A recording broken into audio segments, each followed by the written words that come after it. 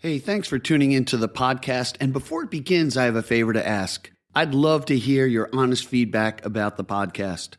So please call our listener line at 631-800-3579.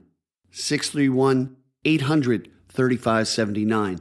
Leave a message and let me know your thoughts. The show description also has my contact information. Okay, now on with the show.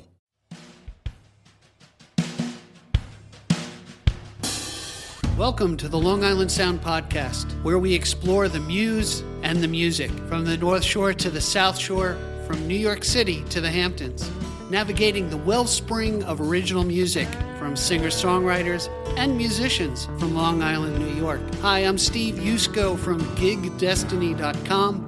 Stay tuned as we explore the Long Island Sound. Buckle your seatbelts and turn up the volume. Brother Dave is in the house. This guitar virtuoso and pedal steel guitar player, singer-songwriter, gigs all over Long Island and has opened up for the blues masters. Let's take a listen to his song, Bak'n Blues.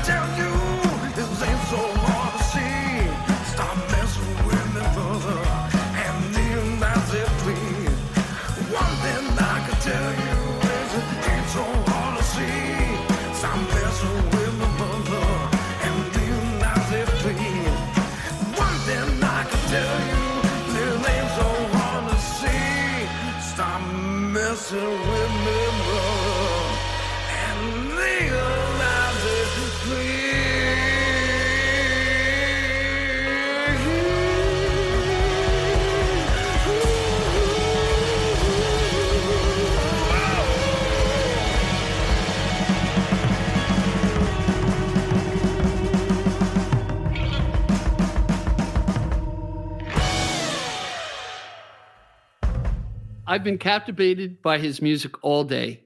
Electrifying blues is just one of the phrases that comes to mind when listening to Brother Dave's excellence on the guitar. Since the age of 17, Brother Dave has been gigging with a variety of New York City-based bands, touring all over the East Coast and Europe. He has opened for world-class performers: Johnny Winter, Dickie Betts, Elvin Bishop, Roomful of Blues, just to name a few. It is my extreme pleasure to welcome Brother Dave to the Long Island Sound Podcast. Welcome, Brother Dave. Good to have you. Oh, thanks for having me, Steve. Hey, man, it's great. And I'm not shitting you.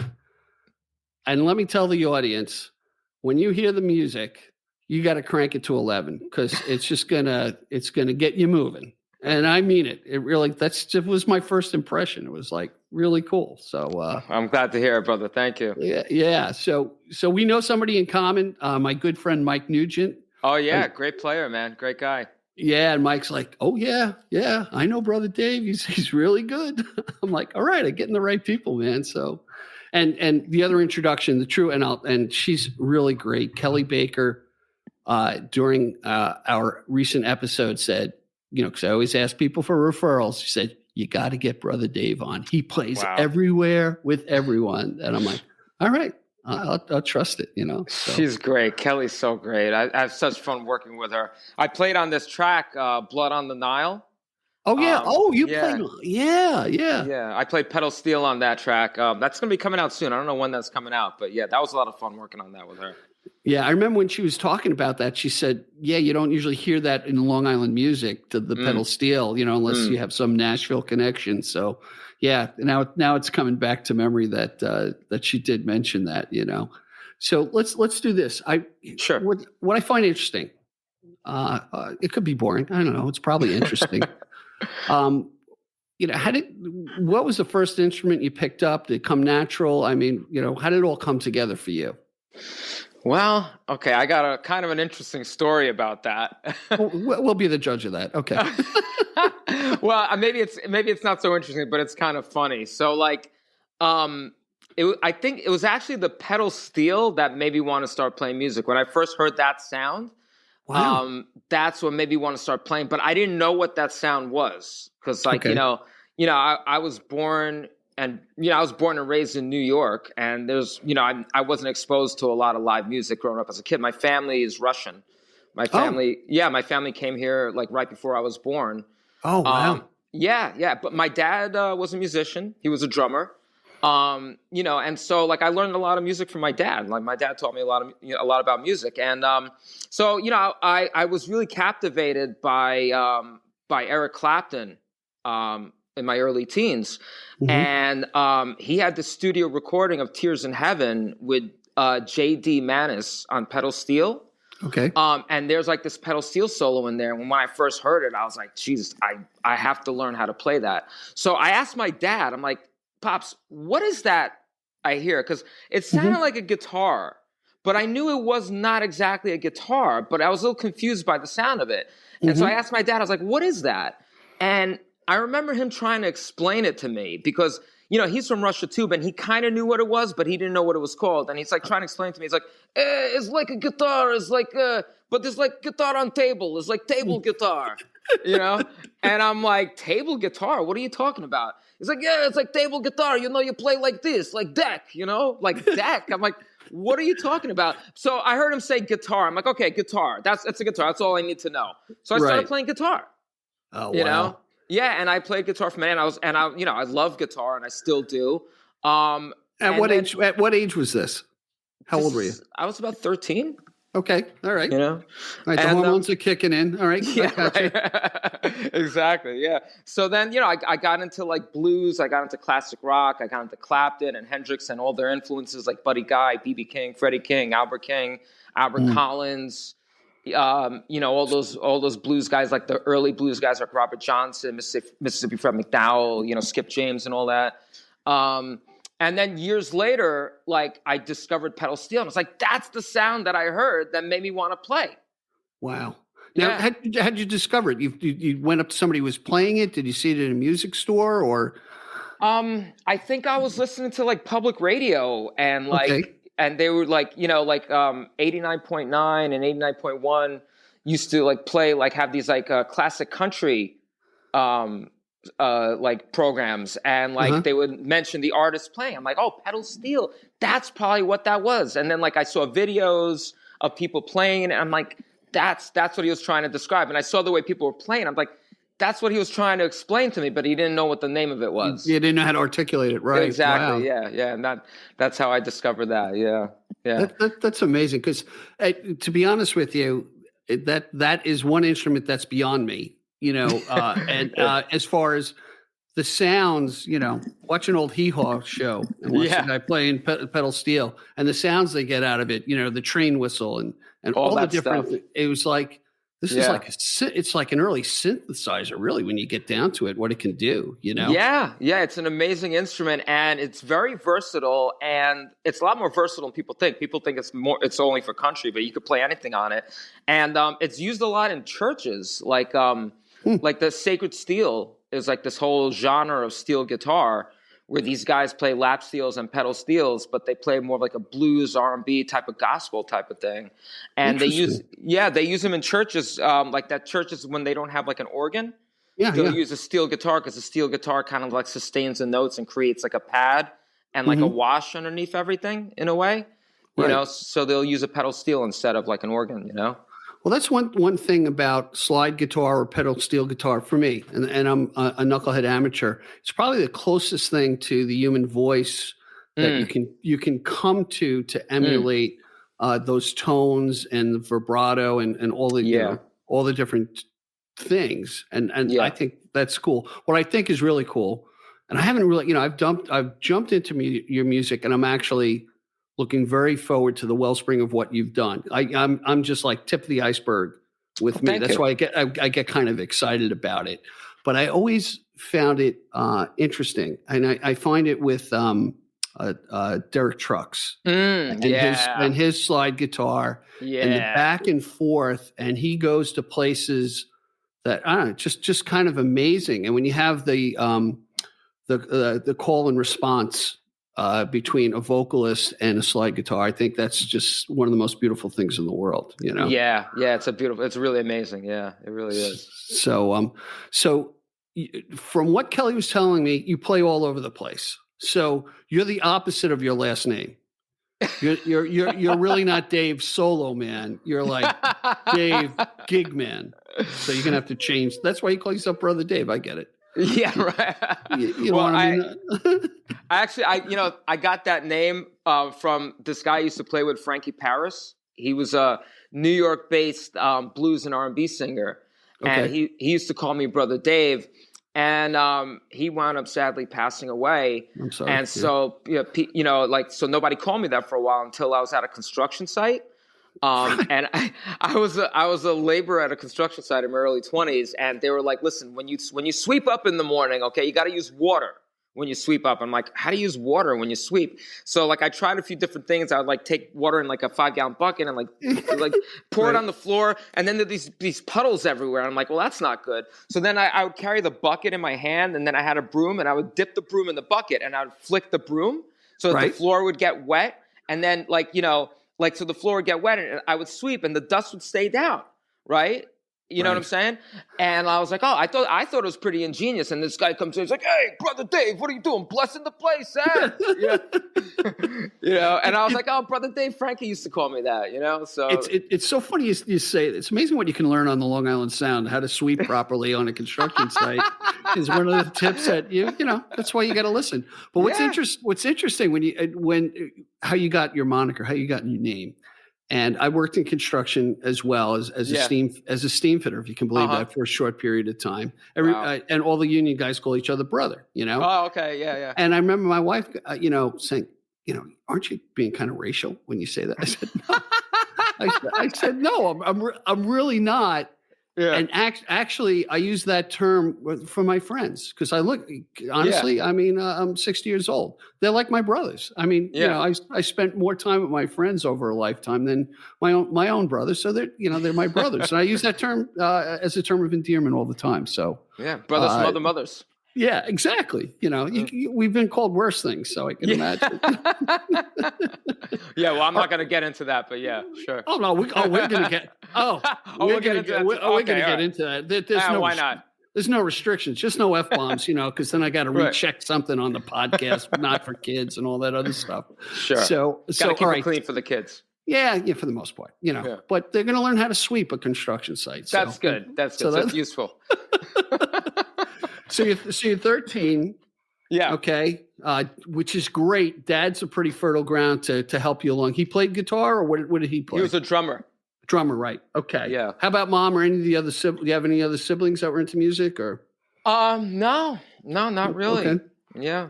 So you're the lonely case, right? Yeah. Pretty much.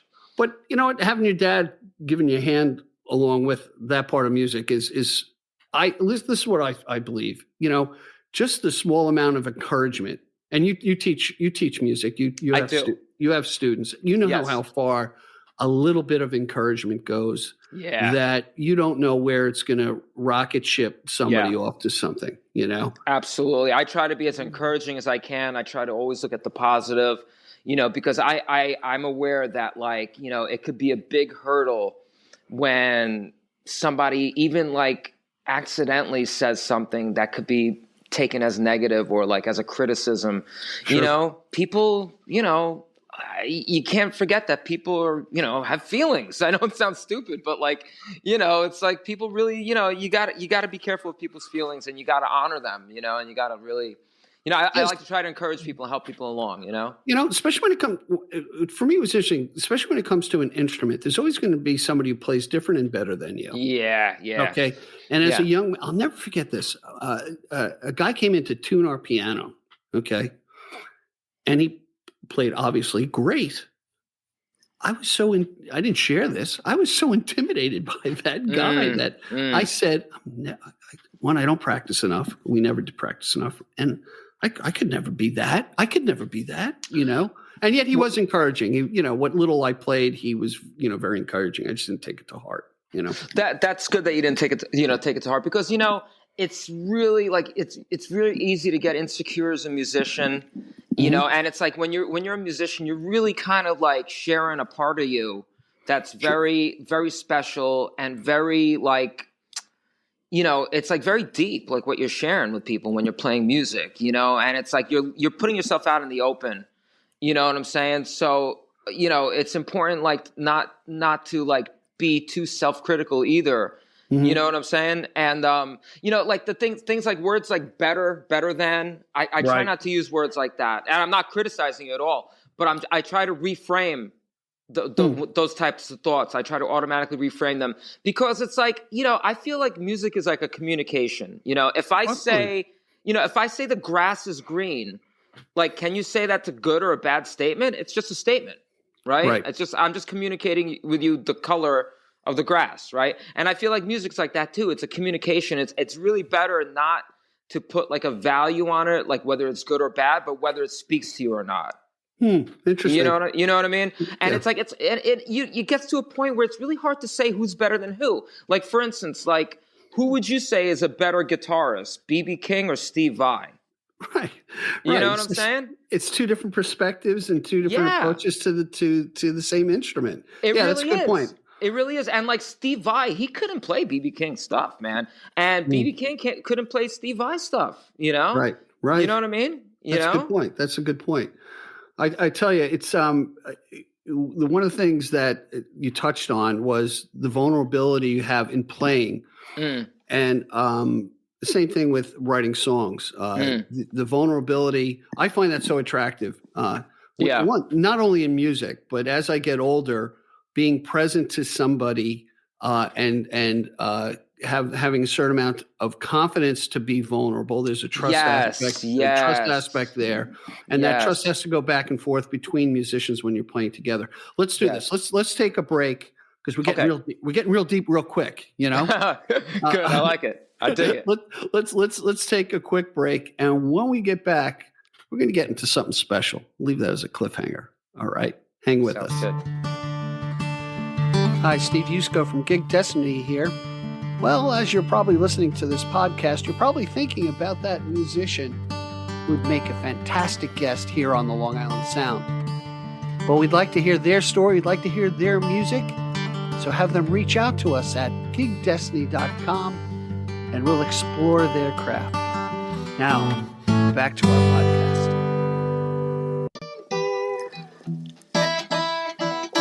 Hey, everybody. Welcome back. We are with Brother Dave. And I just can't get this guy to stop playing. He's noodling all the time.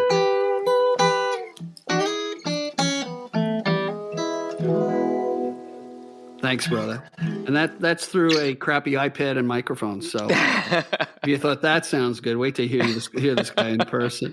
Shucks, you're too kind. Thank you.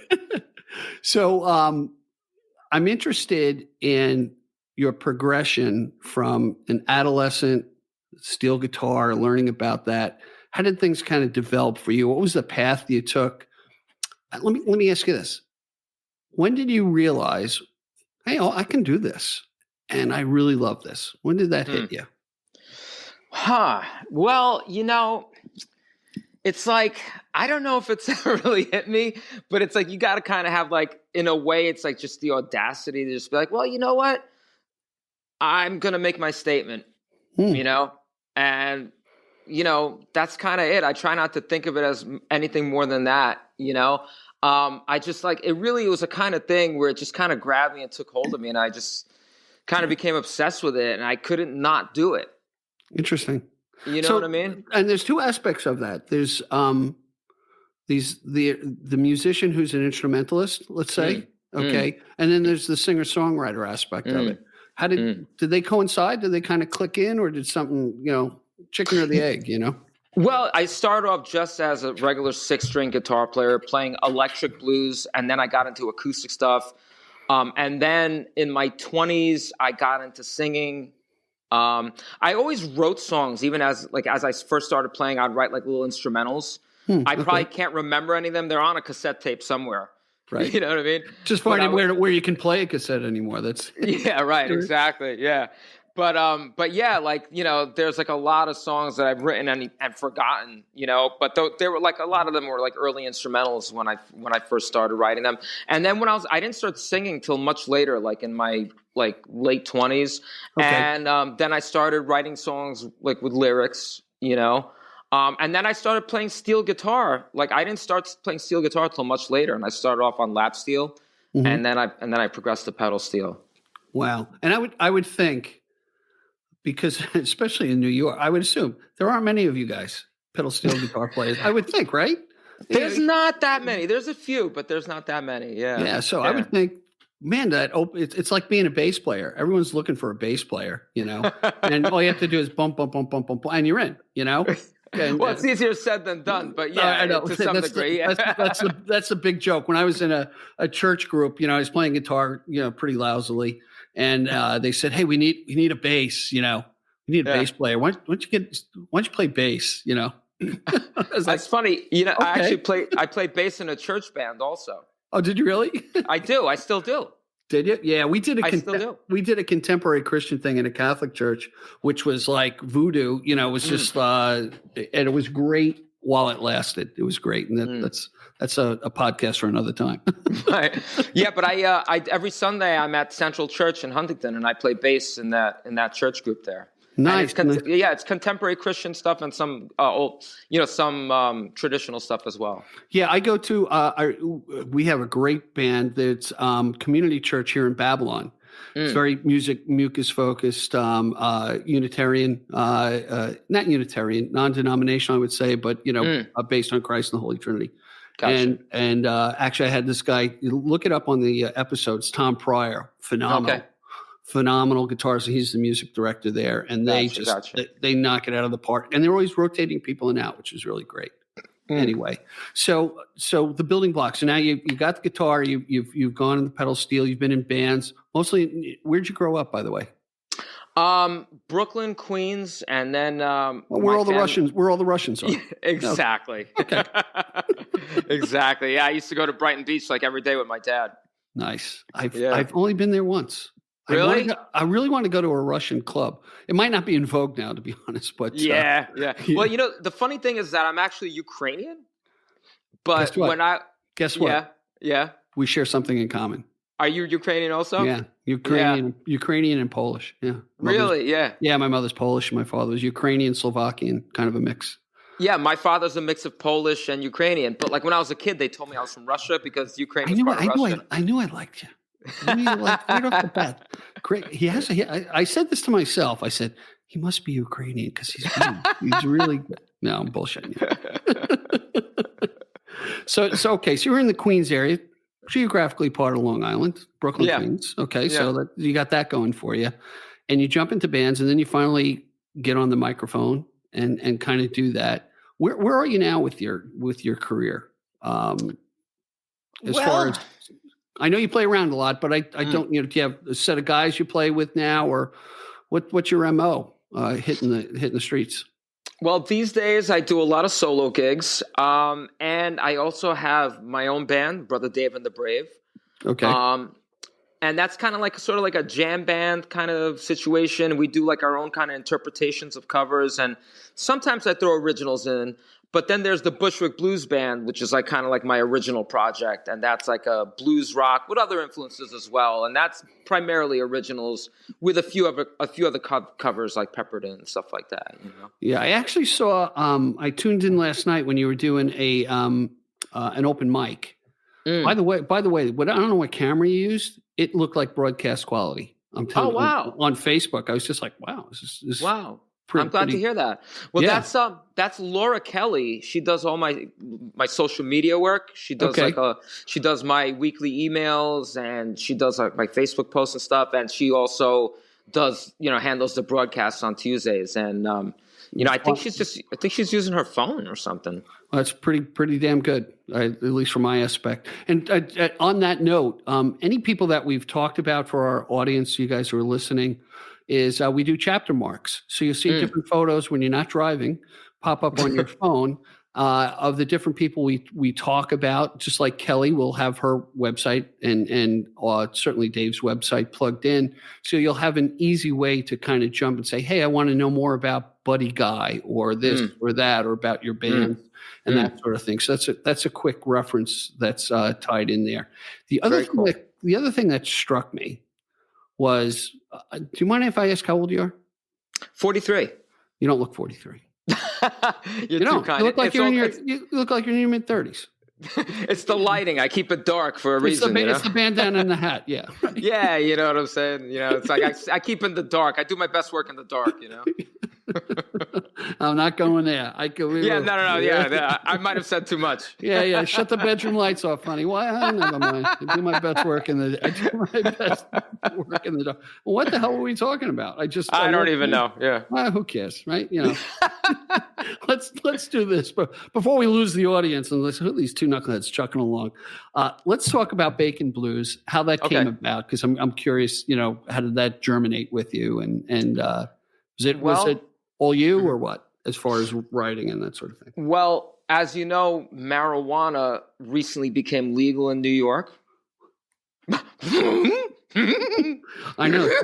It's a wonderful thing. Well, this song is the reason why. Oh. Well, not really, but not really. Well, let's just say, we know high people in low places,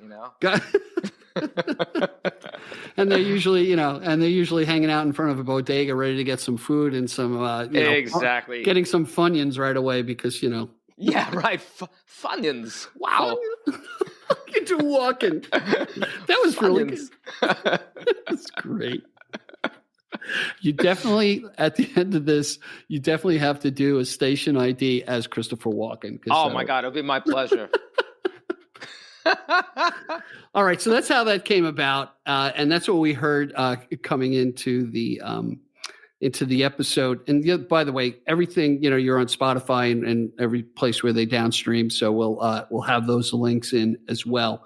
But I want to talk about your next song, "Lonely and Blue." Is it "Lonely and Blue"? Yes. Yeah, just tell me a little bit about that, and then we'll jump into that song so people can get a listen to that as well. Yeah, that's a song I really enjoy playing with the Bushwick Blues Band. All the songs, we all co-wrote those songs. Okay.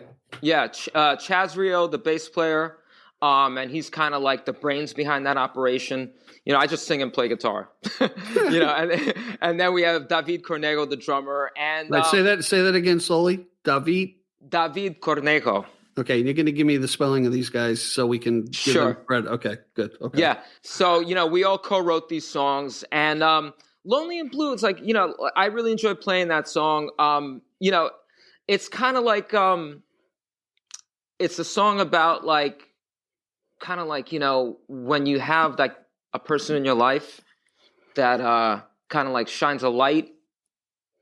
You know what I mean? When there's like, not to sound corny, but like they're cheesy, but like, you know, when things are kind of dark but you have that kind of one person in your life that kind of like puts gives a little light, gives you a little epiphany, right? A little illumination. Yeah. Okay. You know? Yeah. And then the other thing I like about that song, which is unique, is that it's an 11-bar blues. Ooh. Which is kind of uncommon. So so you're shortcutting people. You're I'm shorting them a bar. Well, okay. You know, that's a different approach. Yeah. Well, we might be the only band in history to ever write an 11-bar blues. I don't know if there's ever any other 11-bar blues. So, you know, we have that. We have that we can say about it. Well, ladies and gentlemen, you heard it here first. The 11-bar blues song. All right, let's take a listen to it, and then we'll be right back after the song. Check it out, everyone.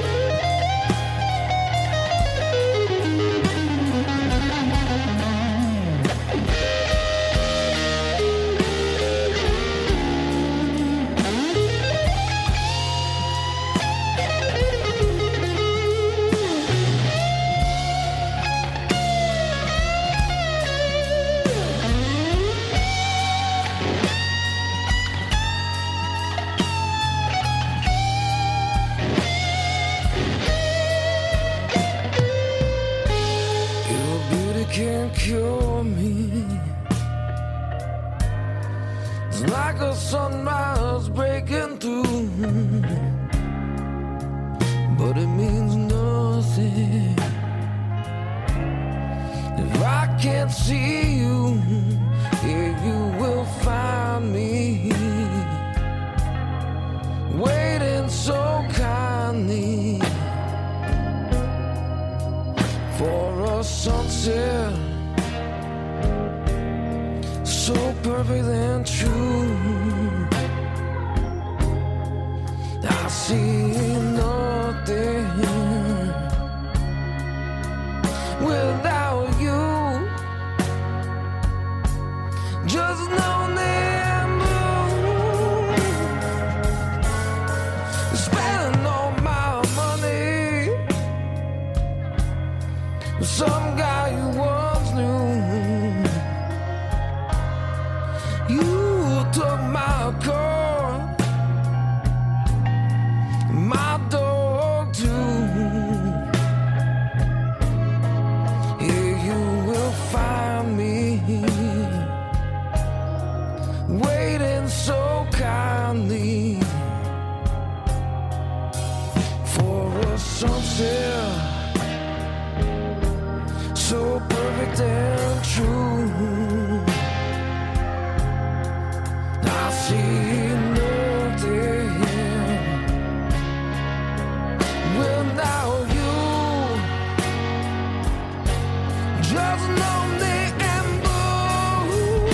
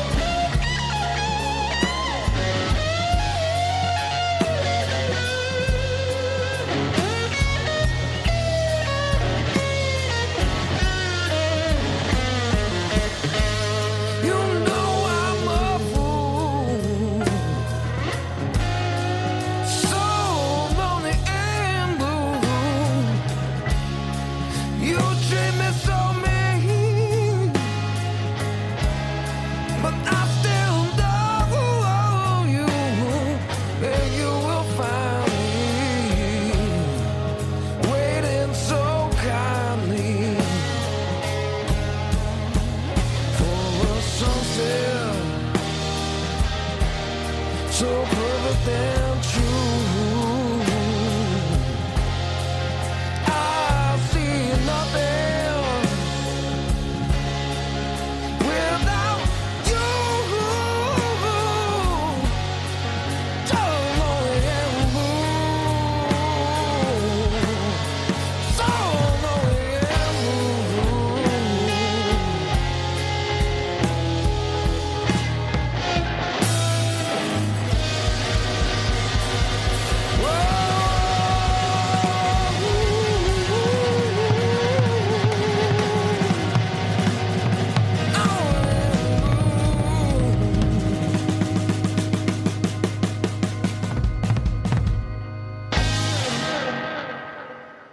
Do you want me to noodle or? Yeah, noodle away, brother. I can edit out the bad notes. So that's, Well, then there's gonna be silence. no, go ahead. Noodle away.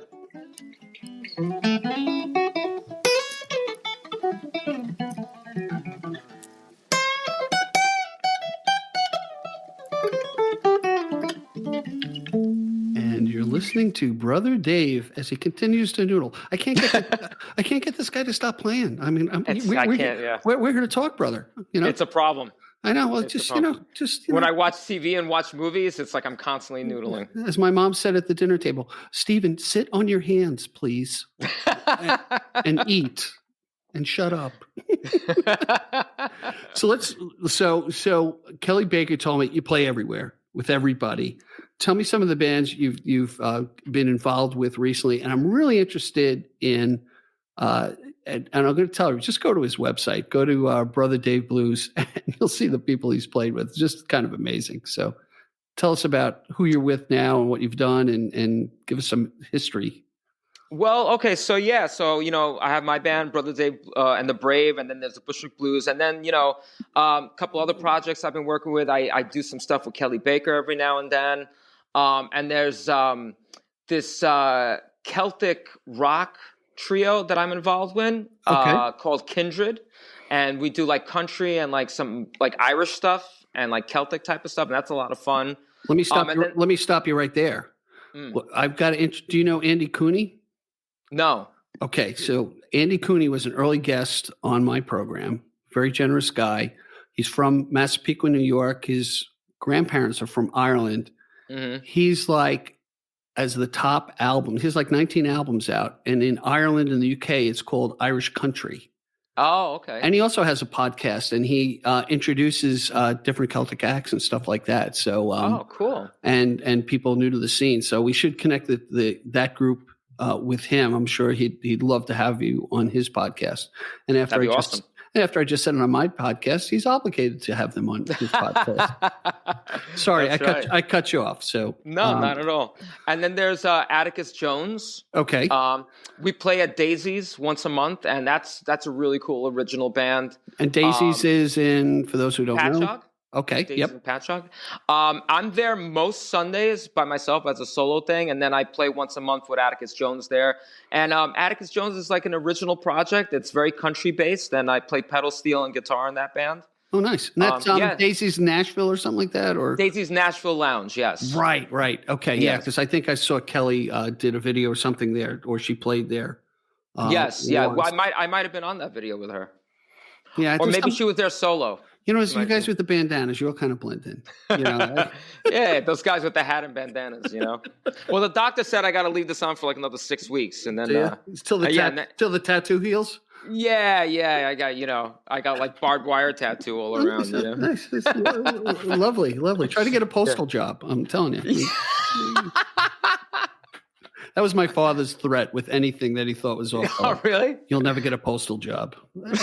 And he was right. I never got a postal job, which he was right, huh? What can I tell you? You know, Tell me this. So yes, you tell me about, because some of the people that I was like, this is BN. This guy could have not opened for these. Tell me about the guys you opened with. Dickie Betts. Dickie Betts, yeah, that was actually an amazing experience opening for Dickie Betts, just hearing his band. Like, he had such a great band. He had Andy Allador on guitar. He had, I think it was,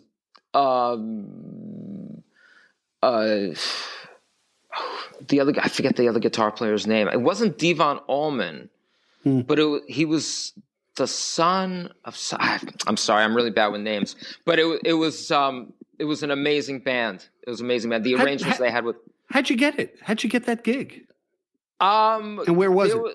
That was in Connecticut. It was on the Norwalk Beach. Okay. You know, they used to have like summer concerts there.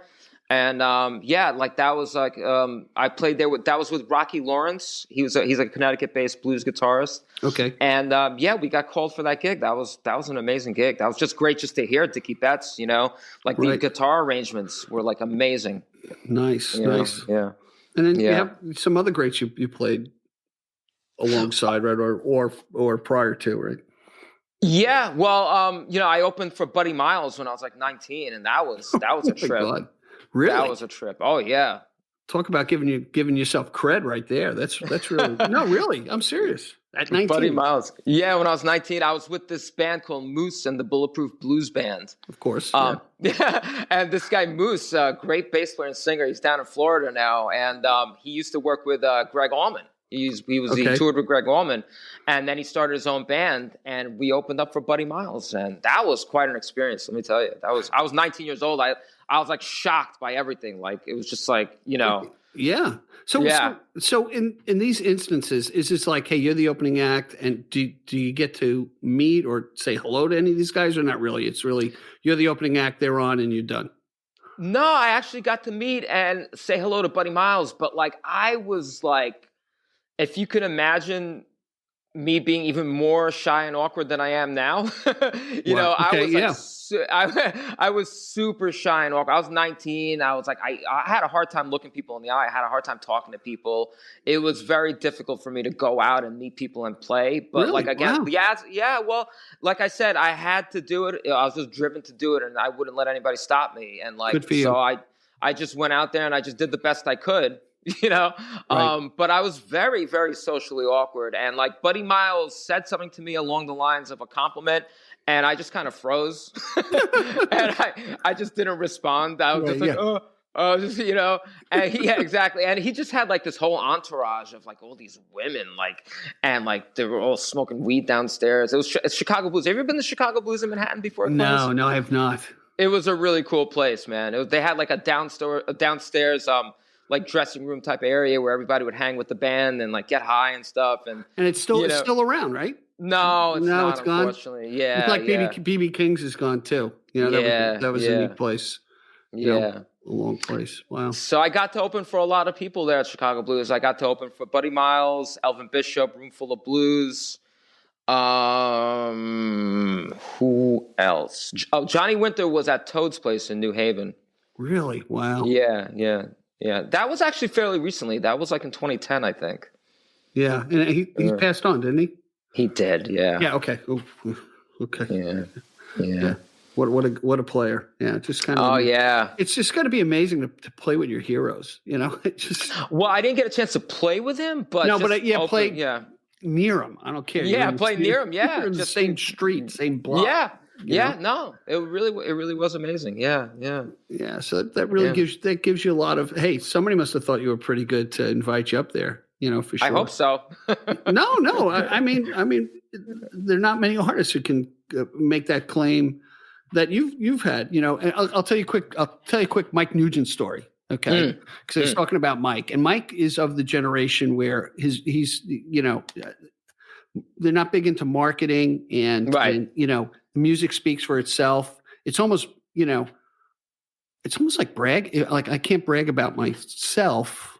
Listen to it, you know, what have you. And I was talking about Tedeschi Trucks and Mike was in Cadillac Moon, which was a Queens-based group, and he was in the movie The Devil's Advocate with Keanu Reeves. Yeah. Right? So he's telling me, I was my music's in there. We get a residual every once in a while. So I look it up. Like, Mike, you were in the movie, you know, for 6 seconds. They're the bar band in the movie. Like, holy shit. Oh, yeah. And I opened up for, you know, Derek Trucks once in Atlanta and separately with Susan Tedeschi up in Rochester. And I'm like, Mike, you got to tell me these things. These are the coolest things. I got to I got to write a journal about it. I just find that really kind of fascinating. Everyone's just people, but it's really kind of cool when you could. I lived in Bayside for a while, which is that restaurant that they shot that scene in Devil's Advocate. Yeah, was like kind of like down the block from where I used to live. It was on Northern Boulevard. Wow. Yeah, it's this restaurant called Pier 25A or something like that. It was like a seafood restaurant. Okay. Yeah. It's a good movie. It's Yeah. It was a great movie, and how he got involved. That was just really kind of cool. Anyway, I kind of digress. So we did hear "Lonely and Blue," did we? Did we jump into it? I think we did we? I think we did. Yeah, I think we did. You're right. Yeah. Let's see how. Yeah, we did. Yeah, you're with the forgetful podcast host. What are we? Where are we? What is today? So let's talk about the third song that you brought, "Road Trip." Tell me how that came about and who's playing in that, and we'll take a listen. Give us a little preview of how that came about. That's a really fun song. I really like that song. That's like kind of like our kind of like I would say more of like a blues rock influence type of song, because we have like some songs that like I don't know if you got when you say let me interrupt you. When you say we, who do you mean we? Bushwick Blues. Okay. That's Bushwick Blues. Yeah. Okay, Bushwick Blues. So, Thank you. So yeah, "Road Trip" is a Bushwick Blues original, and that one's more of like has like a more rock influence on it. And we had Junior Marvin play on guitar on that one. He's so him and I are splitting the lead work on that. Oh, great. Yeah. Junior Marvin is great. He was a lot of fun to work with. I had an opportunity to play with him and his band. Well, he actually is fronting the Wailers these days. Oh, really? Wow. Yeah, well, he's an original member of the Wailers. He worked with Bob Marley for many years in the Wailers, and he co-wrote a lot of those songs, and he's on a lot of those recordings, like "Waiting in Vain." That guitar solo as Junior Marvin. Oh, wow. Wow. Like that part. Remind me. Something like that. He does that kind of like solo in there. That little riff that he does. In "Waiting in Vain," Nice. But yeah, he does a really cool solo on that. But anyway, I digress. But yeah, Junior Marvin, yeah, he was a lot of fun to work with. So I had an opportunity to work with him with the Wailers.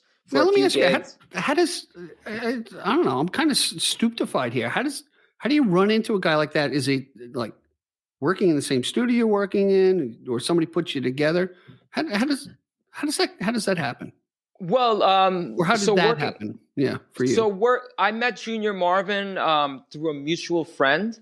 He was doing a gig on Long Island, and we were just like he came over to like the house of a friend of mine after the gig, and then I was there, and we met and we jammed a little bit, and he invited me on a few gigs with the Wailers, and then during the pandemic, there weren't any gigs, right. And we were finishing up our recordings because we started recording the next album that's coming out. We started recording a while back, but we had some room on there for some like extra guitar playing, and we thought, well, let's see if Junior might want to add something to that. So he actually contributed like guitar parts and a few writing ideas to "Road Trip" as well. Nice. Let me ask you a technical question.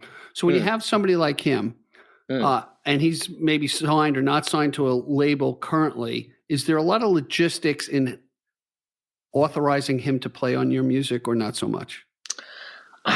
Honestly, I have no idea. All right, good. And I just opened that can of worms for you, and we'll just cut that out of the episode. I mean, I'm sure there is, but I don't handle that stuff. Chaz, Rio, I know you said it before. I know you said you're the singer and songwriter and guitar player and nothing more.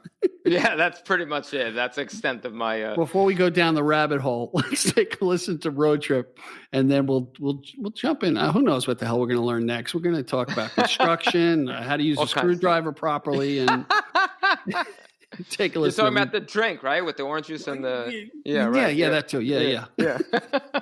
Take a listen, everybody. We'll be right back after the song.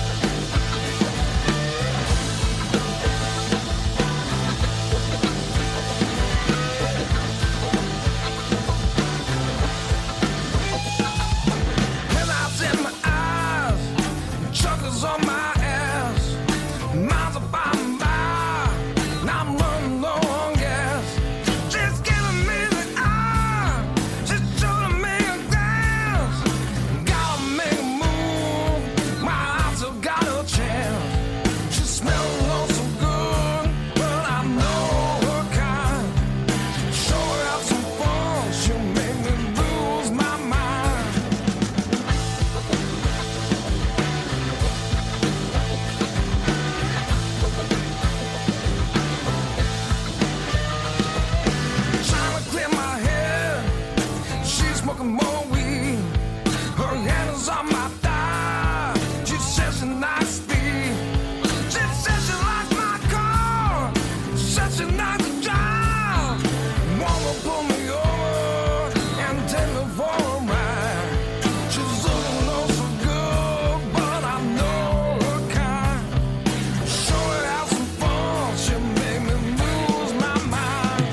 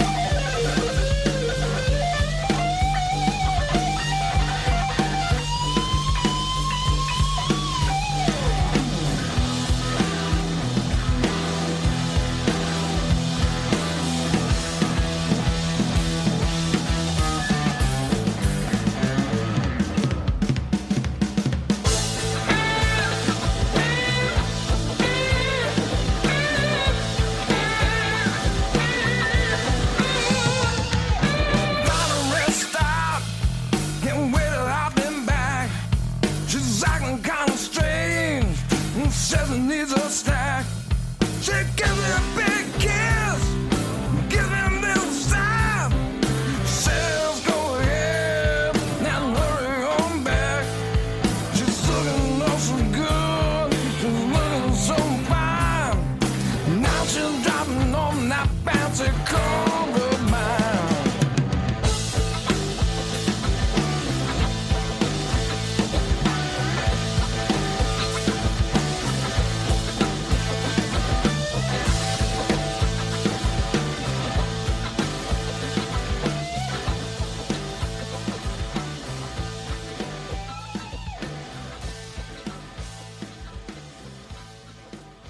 Hey, everybody. We are back with Brother Dave. And I'm telling you, I'm having so much fun.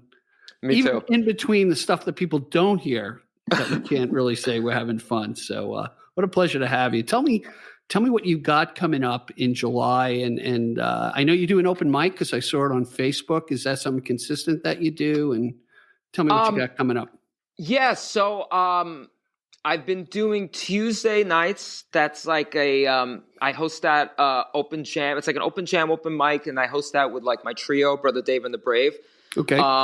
And that's at the Vintage Bar and Lounge in Wantagh. Okay. And that's every Tuesday. And we go live on Facebook. So you could go on my Brother Dave page on Facebook and you could look at previous Tuesday night, jam sessions. We usually start off with the house band. We do like a little set and then we invite players up.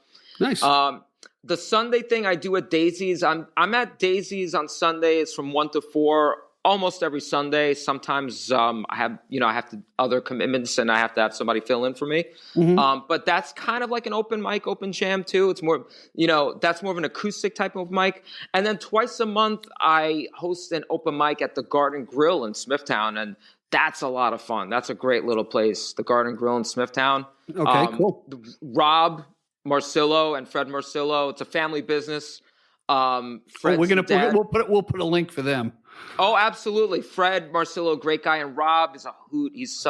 He's a riot, that guy. He's a show all on himself, and he's just a bartender that night.